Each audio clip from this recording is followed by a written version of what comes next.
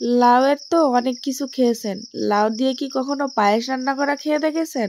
আজকে আমি প্রথম লাউয়ের পায়েস রান্না করলাম, চলেন সেই ভিডিওটাই আপনাদের সাথে শেয়ার করি। পায়েস রান্না করার জন্য আমি প্রথমেই চলে আসলাম ছোট মাদের বাড়ি। ওখান থেকে গরুর দুয়ানো টাটকা দুধ নিয়েই বাড়ি চলে আসলাম। বাড়ি এসেই গাছ থেকে একটা গোল লাউ কেটে নিলাম। লাউটা কিন্তু একদমই কচি ছিল। আসসালামু আলাইকুম, সবাই কেমন আছেন? আশা করি সবাই ভালো আছেন। আলহামদুলিল্লাহ, আমিও ভালো আছি। লাউ দিয়ে যে পায়েস রান্না করা যায় এটা আমি আগে কখনোই জানতাম না। আমার খালামণিদের বাসায় যাওয়ার পরে আমার খালামণি প্রথম আমাকে লাউয়ের পায়েস রান্না করে খাওয়াইছিল। তো এই পায়েস খেয়ে আমি বুঝতেই পারিনি ওটা আমি কিসের পায়েস খাচ্ছি। লাউ দিয়ে যে বানানো ওটা আমার খালামণি পরে আমাকে বলছিল। সেখান থেকেই ভাবছিলাম বাসায় একদিন বানাবো, কিন্তু সময় সুযোগের অভাবে সেটা আর করা হয়ে ওঠেনি। আর আজকে যখন দেখলাম গাছে একটা ছোট লাউ আছেই, তখন ভাবলাম যে আজকে ভিডিওর জন্য বানানোই যাক একটু লাউয়ের পায়েস। তাই গাছ থেকে একদম ছোট্ট জালি দেখে একটা লাউ পেড়ে নিলাম। যে লাউয়ের ভিতরে বীজ নেই, মানে ভিতরটা একটু নরম হয়ে গেলে কিন্তু এইটা কোড়ানি দিয়ে কোড়াইতে গেলে খুবই অসুবিধা হবে। আর তাছাড়া এই লাউয়ের পায়েসটা কচি লাউ দিয়ে বানাইলেই বেশি ভালো লাগে। তো লাউগুলো আমি প্রথমে ছুলে 4 ভাগ করে কেটে নিয়েছি। একটু বড় বড়ই রাখতে হবে যাতে কুচানোর সুবিধা হয়। তারপরে ধুয়ে নিয়ে ছোট একটা হাত কোড়ানির সাহায্যে এইভাবে কুচাই নিতে হবে।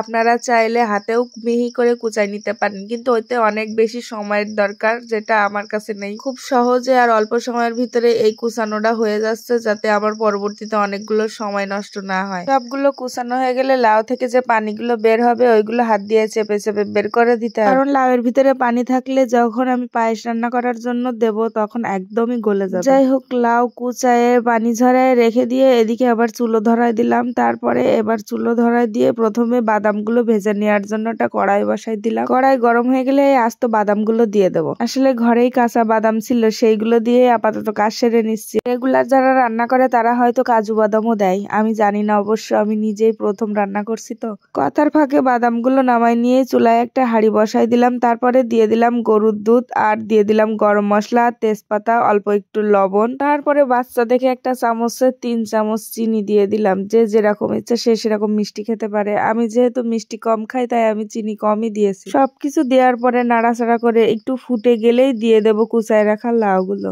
তারপরে ভালো করে একটু নাড়াচাড়া করে লাউগুলো একদম ঝুরঝুরা করে নিতে হবে, কারণ লাউগুলো যেহেতু হাতে মুঠো করা হয়েছে একটু দলা দলা থাকতে পারে। দলাগুলো ভেঙে দিয়ে এইভাবে কিছুক্ষণ নাড়াচাড়া করে পায়েসটা আঠালো হয়ে গেলেই নামাই নিলে আমার পায়েস রেডি। আর অন্যদিকে যে বাদামগুলো ভেজে রাখছিলাম সেই বাদামের খোসাগুলো পরিষ্কার করে নিচ্ছি যাতে এতে ময়লা না থাকে। তারপরে খাওয়ার জন্য একটা বাটি নিয়ে নিলাম, তাতে 2-3 চামচ পায়েস নিয়ে আর উপর দিয়ে খানিকটা বাদাম ছড়াই দিলেই পায়েসটা দেখতে অনেক বেশি লোভনীয় লাগছে না? যাক, সকাল থেকে অনেক বেশি কাজ করেছি, এখন একটু বসে রিল্যাক্সে পায়েস খাওয়া শুরু করি। জীবনে প্রথম লাউয়ের পায়েস রান্না করলাম আর নিজেই খেয়ে নিজেরে ক্রেডিট দিতে ইচ্ছা করতেছে, কিন্তু দেব না। যারা এখনো বানায় খাননি তারা অবশ্যই খেয়ে আমাকে ক্রেডিট দিবেন। আসলে সত্যি বুঝতেই পারছি না এটা লাউয়ের পায়েস খাচ্ছি নাকি বাজার থেকে কেনা সেমাই খাচ্ছি। যাই হোক, লাউয়ের পায়েসের ভিডিওটা আপনাদের কাছে কেমন লেগেছে অবশ্যই আপনারা কমেন্টে জানাই যাবেন। আর সবাই ভালো থাকবেন। আজকের মতো ভিডিও এই পর্যন্ত। ভিডিওটা ভালো লাগলে লাইক, কমেন্ট, শেয়ার করে দিবেন। সবাই ভালো থাকবেন। আল্লাহ হাফেজ।